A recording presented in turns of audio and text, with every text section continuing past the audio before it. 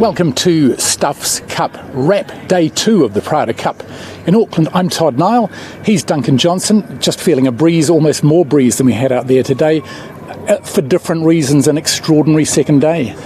Yeah, I suppose you wouldn't call it Super Saturday, but it certainly had its moments. There's almost a bit of a morbid fascination with these races when the light winds strike, these boats falling off their foils.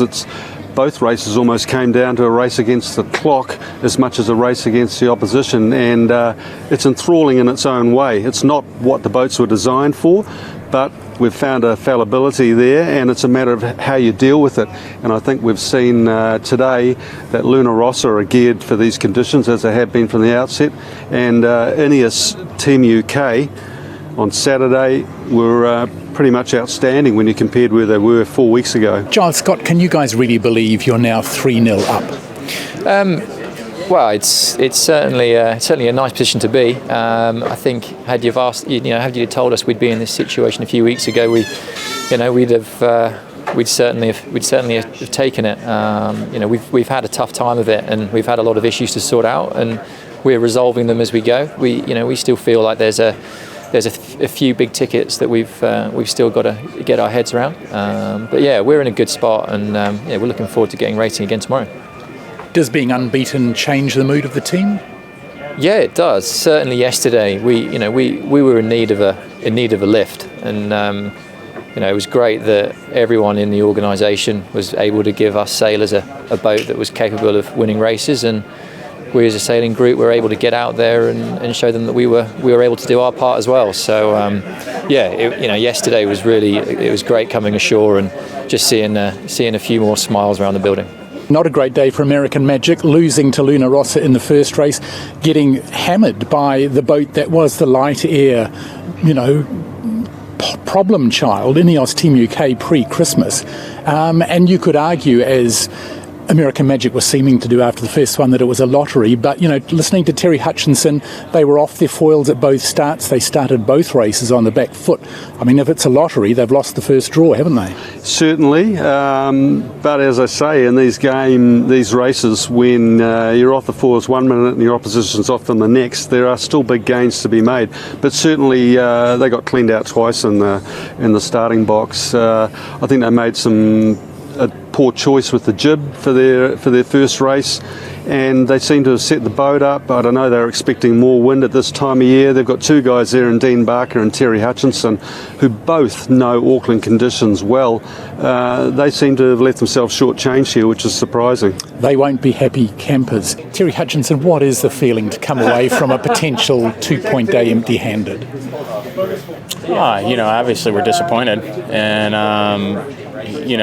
it's a challenging day, and all three of the teams had the same opportunities to gain and lose, and when we could gain, we did, and we got ourselves into the lead in race 1, and we got ourselves back to even in race 2, and just didn't have the mojo going right our way to get Patriot hooked up and out of the water again. So yeah, it's disappointing, but it's also a long regatta, and what happens today doesn't determine whether or not we get to the America's Cup. So, are you talking yet about anything that you might change to change your fortune?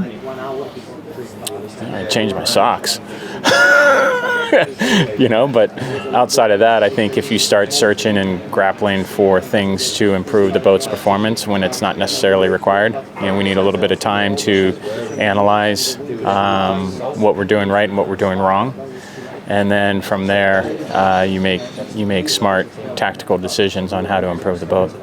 Interesting stuff off the water. There was, earlier in the day, almost more going on in the protest room, if you like, and the judicial stuff. I mean, are we going to see that every day? Do you think Luna Rossa challenging things they see happening on other boats like the mainsail system on INEOS? Yeah, I think the stakes are so high, and Luna Rossa have shown that they're willing to push the rules as far as they can, look at the opposition.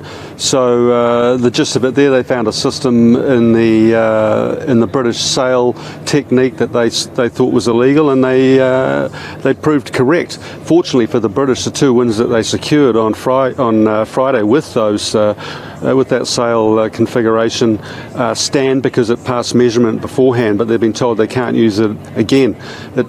the change didn't seem to affect INEOS Team UK on Saturday.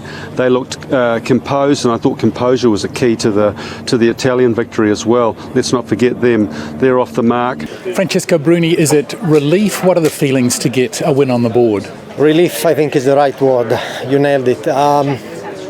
It was a nail-biting day, and it was not easy. The wind was all over the places.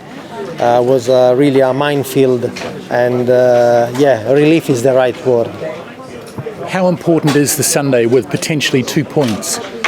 Tomorrow is super important. 2 points are a big chunk of the points available for this 4-round robin. And we have to stay concentrated. Tomorrow is a tricky day with the weather, so really has to be our day tomorrow. It's very important. 2 days into this competition, who would have thought the favourites American Magic are 0-3, and British, who were the laughingstock pre-Christmas, are 3-0, top of the table, and Luna Rossa are trying to find ways now to come back at them. Extraordinary stuff. The third and final day of this opening round to go. Can it get any weirder? We'll keep you up to date with Stuff's Cup Wrap.